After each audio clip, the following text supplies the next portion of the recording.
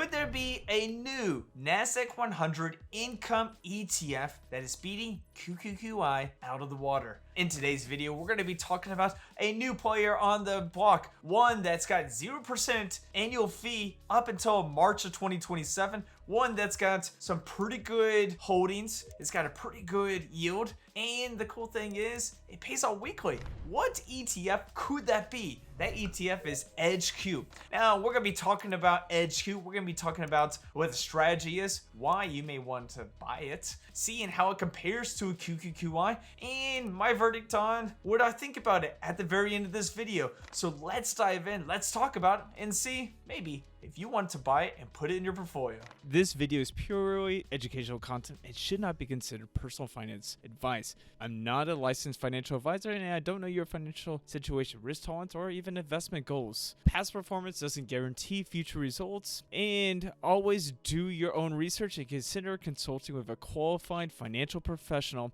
before making any investment. All right, let's get on to the video.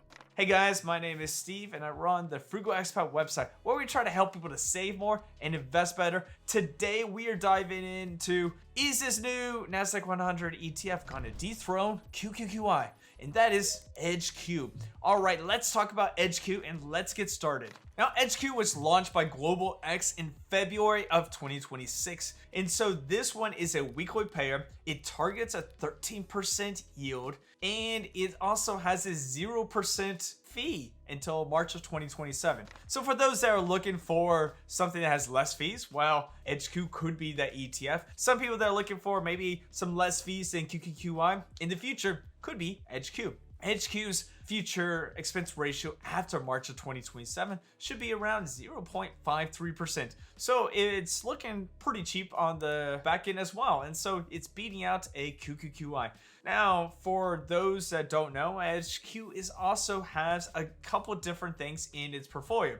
First of all, it's got QQQM as its main holding. It's about 99% of its holdings. And then you got SCHG making up about 1% of its holdings. And so what it's doing is selling covered calls on a portion of that holdings and creating about a 13% yield that's going to pay out weekly.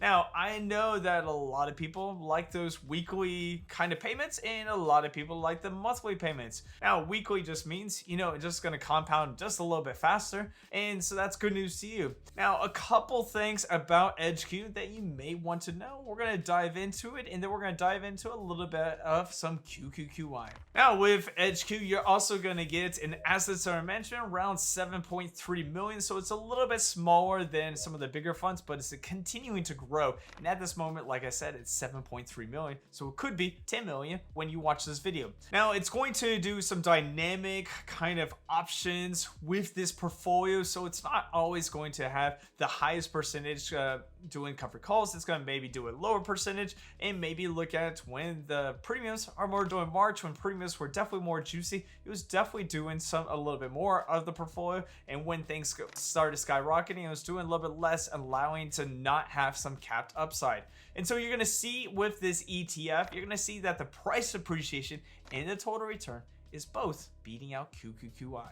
So let's get down to what is QQQI. So QQQI is the NEOS NASDAQ 100 High Income ETF. This one's been around since January of 2024, and so it's been one of the kind of the OGs in the income option market, and it's a pretty good ETF. If you're looking for some stability, you're looking for some pretty good yield, you're looking for a pretty good ETF altogether, and it's with a great company as in NEOS. Now, it does have around a 14% yield. I think right now it's sitting at a 14.11%.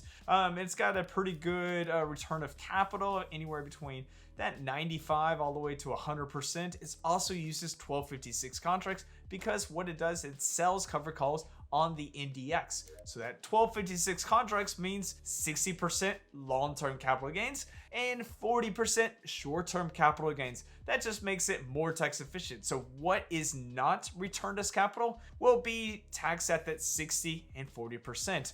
And so that's good news for those investors. Now, Neos has a great suite of different ETFs with a SPY, IWMI, MLPI, and QQQI is just one of the cream of the crops. It's got about almost $13 billion in assets under management. So it's got a very big AUM. It's got a pretty good yield, 14%, beats out that EDGQ 13%. It's got a pretty good track record overall. And so this is a very good ETF.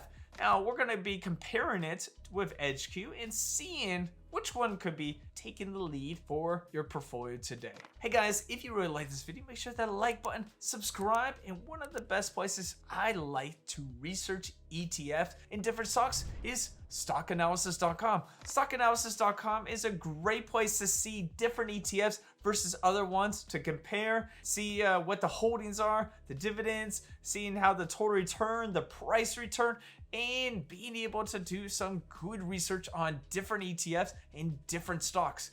This is a great platform that I've been using and I really enjoy using it.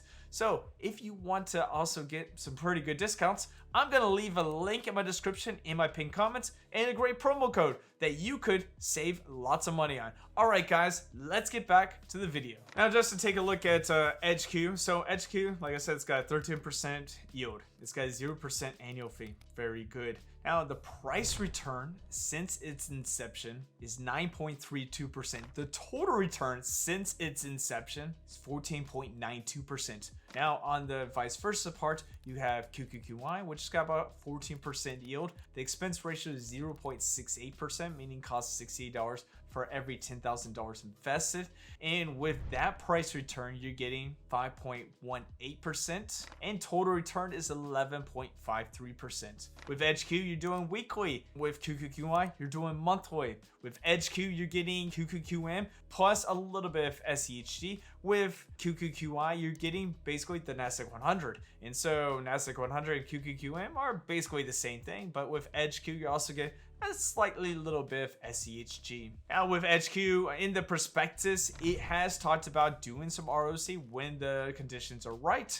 And so you're getting possibly some return of capital. It doesn't have like what the percentage is, but they do say the prospectus that they will give out some ROC. And QQQI, we already know what the ROC is going to be. It's anywhere between that 90, 95, all the way up to 100%. They give estimations on their website, and then when you get your 1099, you get your official notice of what that ROC is. Now, here is a couple things that you have to think about. So when we're looking at these two ETFs, you got to think about a couple things. First of all, how is the price return and total return?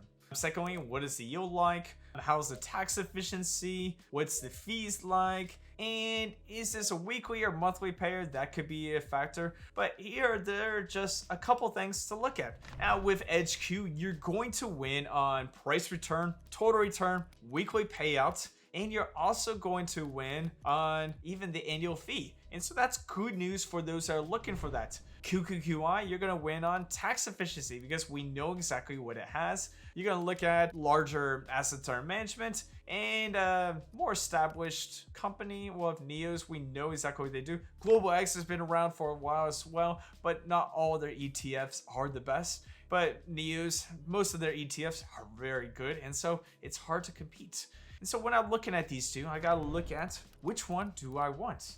Now, I own QQQI, but having a weekly payer with 0% annual fee, which gives me around a 13% yield, which is very close to that 14% yield of QQQI, it is hard to kind of think about which one should I choose. I still like to add more QQQI, but with EDGQ, it's a very good ETF. It pays out weekly. It's got a pretty good yield, so it's going to compound it even more, and it's got a 0% annual fee. So it is hard to not like it. I wish the Global X would give us the information about the return of capital, but it doesn't, and so we don't know exactly what that is. Now, if you guys may correct me in my comments, and that's great because I was trying to look at the prospectus and trying to look at their website, and I just couldn't find it. But maybe you guys in my comments may find it a little bit easier than I do. So let me know in the comments. Are you a QQQI fan or an EDGQ fan? You could be a both. I think I would be a fan of both as well. I like both of them. I like the holdings, like the ETFs. So that is my view. Let me know in the comments, what is your view on both of these? Are you buying EDGQ over QQQI? Or do you just hold both? And that's a great news to you. All right, guys. And if you like this video, make sure to check out my video, how many dividends you need to retire on QQQI, right up here. All right, guys, and I'll see you in our next video.